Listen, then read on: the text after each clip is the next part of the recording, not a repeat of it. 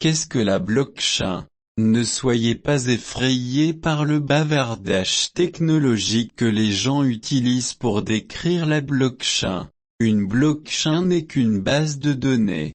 Ce n'est pas non plus particulièrement sophistiqué. Vous pouvez le créer dans une feuille de calcul avec un minimum d'effort.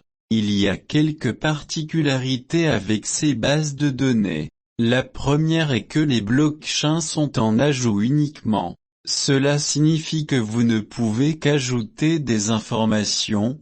Vous ne pouvez pas simplement cliquer sur une cellule et supprimer des éléments que vous avez déjà ajoutés, ou les modifier de quelque manière que ce soit. La seconde est que chaque entrée, appelée bloc, dans la base de données est cryptographiquement liée à la dernière entrée. En clair, chaque nouvelle entrée doit contenir une sorte d'empreinte numérique, hachage, de la dernière. Et c'est tout. Étant donné que chaque empreinte digitale pointe vers la dernière, vous vous retrouvez avec une chaîne de blocs. Ou, comme les enfants cool aiment l'appeler, une blockchain. Une blockchain est immuable. Si vous changez un bloc, cela change l'empreinte digitale. Et puisque cette empreinte digitale est incluse dans le bloc suivant est également modifié. Et puisque l'empreinte digitale de ce bloc, eh bien, vous voyez l'idée. Vous vous retrouvez avec un effet domino où tout changement devient évident. Vous ne pouvez modifier aucune information sans que tout le monde s'en aperçoive. Déçu, c'est les justes.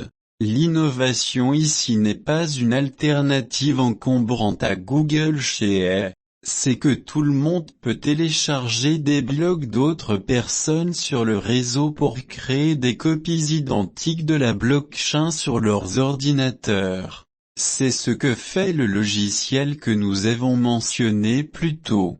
Supposons que vous et vos amis Alice, Bob, Carol et Dan exécutez le logiciel. Vous pourriez dire je veux envoyer 5 pièces à Bob. Vous envoyez donc cette instruction à tout le monde, mais les pièces ne sont pas envoyées immédiatement à Bob. Carol pourrait décider en même temps d'envoyer 5 pièces à Alice. Elle envoie également ses instructions sur le réseau. À tout moment, un participant peut récupérer les instructions en attente pour créer un bloc. Si quelqu'un peut bloquer, qu'est-ce qui l'empêche de tricher? Il vous semble probablement très attrayant de créer un bloc qui dit Bob me paie 1 million de pièces. Ou pour commencer à acheter des Lamborghini et des manteaux de fourrure à Carol en effectuant des transactions avec des fonds que vous ne possédez pas.